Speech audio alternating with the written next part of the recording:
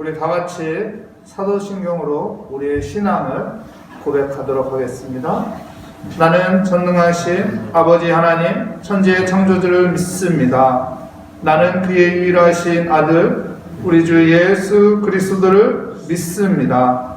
그는 성령으로 잉태되어 동정녀 마리아에게서 나시고 본디오 빌라도에게 고난을 받아 십자가에 못 박혀 죽으시고 장사된 지 사흘 만에 죽은 자 가운데서 다시 살아나셨으며 하늘에 오르시어 전능하신 아버지 하나님 우편에 앉아 계시다가 거기로부터 살아있는 자와 죽은 자를 심판하러 오십니다.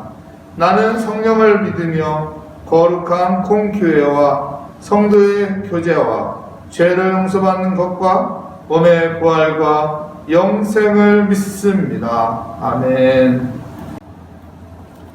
오늘 우리에게 주시는 하나님의 말씀은 역대상 16장 1절부터 6절까지 말씀입니다.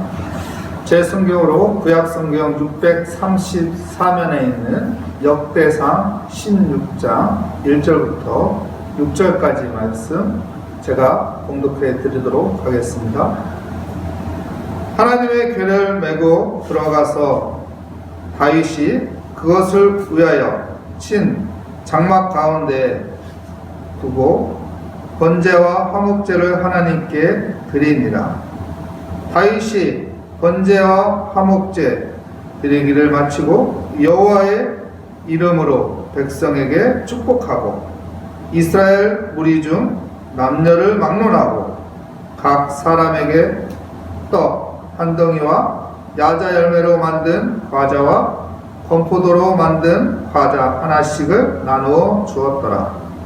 또 레위 사람을 세워 여호와의 궤 앞에서 섬기며 이스라엘 하나님 여호와를 송축하고 감사하며 찬양하게 하였으니 아삽은 우두머리요 그 다음은 스가랴와 여이엘과 스미라못과 여이엘과 마띠디아와 엘리압과 보니야와 오베데돔과 여이엘과 비파와 수금을 타고 아삽은 재금을 힘있게 치고 제사장 분하야와 야시엘은 항상 하나님의 언약궤 앞에서 나팔을 부니라. 아멘.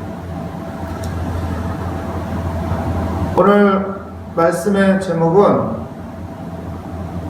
다윗의 신앙의 태도입니다. 다윗의 신앙의 태도라는 제목으로 하나님의 말씀을 증거하도록 하겠습니다. 태도는 중요합니다. 그 태도를 통해서 그 사람을 알 수 있기 때문에 그렇습니다. 그래서 지혜로운 사람은 사람의 태도를 보게 된다고 말하죠. 하나님도 우리의 신앙의 태도를 봅니다. 그래서 하나님은 사람의 외모를 보지 않고 사람의 중심을 본다고 말합니다. 우리가 하나님 앞에서 바른 신앙의 태도로 하나님을 기쁘게 하고 그리고 우리가 하나님의 은혜 가운데 살아가는 믿음의 삶이 되시기를 축복합니다. 다윗이 다윗성에 하나님의 법궤, 언약궤를 가지고 오겠다는 결심을 했습니다. 언약궤, 이 법궤는 하나님의 임재의 상징이죠. 그런데 그 법궤를 가지고 오는데 처음에는 실패를 했습니다. 그 이유가 무엇일까요? 그 이유는 하나님의 일을 사람의 열정으로 했기 때문에 그렇습니다. 하나님의 일은 하나님의 방법으로 해야 하나님의 일이 되는 겁니다. 그런데 사람의 열정으로 하게 되면은 망치게 되는 것이죠. 하나님의 일은 사람의 열정으로 하면 망치게 됩니다. 하나님의 일은 하나님의 방법으로 해야 은혜가 되고 축복이 되고 성공이 되는 것이죠. 그래서 우리는요, 믿음의 신앙의 바른 태도 가지려면은 하나님의 뜻을 알고 하나님이 원하시는 일을 할 때 그것이 바른 신앙의 태도가 되는 것입니다. 다시 법궤를 이제 다윗이 가지고 옵니다. 그때는 사람의 열정이 아니라 하나님이 원하시는 방법으로 그 법궤를 운반하죠. 그래서 다윗성에 법궤를 가지고 오게 되고 준비해 놓은 천막에 법궤를 놓게 됩니다. 다윗의 신앙의 태도를 한번 보도록 하겠습니다. 1절 말씀에 보면은요, 오늘 16장 1절 말씀에 보면 하나님의 궤를 메고 들어가서 다윗이 그것을 위하여 친 장막 가운데에 두고 번제와 화목제를 하나님께 드리니라. 하나님의 임재의 상징인 법궤, 언약궤를 가지고 왔습니다. 여러분, 하나님의 임재 가운데 있는 사람은 하나님을 예배하게 돼 있습니다. 다윗은 법궤가 가지고 온 다음에 번제와 화목제를 드립니다. 여러분, 코로나라고 참 어려운 시기입니다. 예배드리기 어려운 시기입니다. 이젠 비대면 예배로 교회도 자유롭게 올 수 없고 영상으로 예배를 드려야 하는 상황이 되었습니다.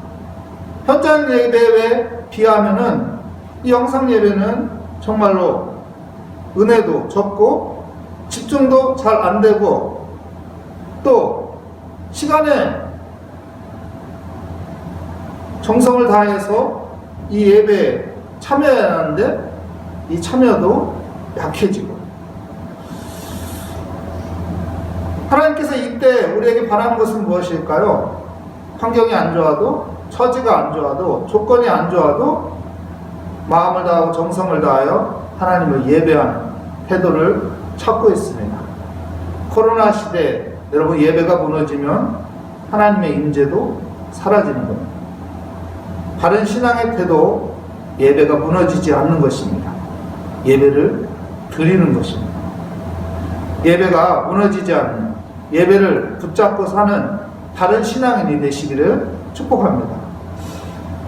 두 번째, 2절 말씀 볼까요? 다윗이 번제와 화목제를 드리기를 마치고 여호와의 이름으로 백성에게 축복하고. 번제를 드리고 나서 다윗이 한 것은 여호와의 이름으로 백성들을 축복합니다. 여러분, 하나님의 임재 가운데 있는 사람들은 하나님의 임재 가운데 여호와의 말씀에 능력이 있으므로 내 입술에 하나님께서 권세를 주셨다는 그 믿음이 있으므로 하나님 축복하는 사람이 되는 것이죠. 여호와의 이름으로, 예수 그리스도의 이름으로 축복하게 됩니다. 우리의 가족들을 축복하고, 동료들을 축복하고, 친구들을 축복하고, 이웃들을 축복하고, 교우들을 축복하게 되는 것이죠. 우리의 거룩한 입술입니다. 우리의 입술로 축복할 수 있는 권세가 있습니다. 코로나로 하여금 어려운 이 시기에 우리의 입술이 열려 가족들을 축복하고, 또한 이웃들을 축복하고, 주위에 가까이 있는 사람들에게 축복하는 능력의 입술이 되시기를 축복합니다. 자, 다윗의 신앙의 바른 태도, 첫 번째는 예배였고, 두 번째는 축복이었고, 세 번째는 3절 말씀 보겠습니다. 이스라엘 무리 중 남녀를 막론하고 각 사람에게 떡 한 덩이와 야자, 열매로 만든 과자와 건포도로 만든 과자 하나씩을 나누어 주었더라.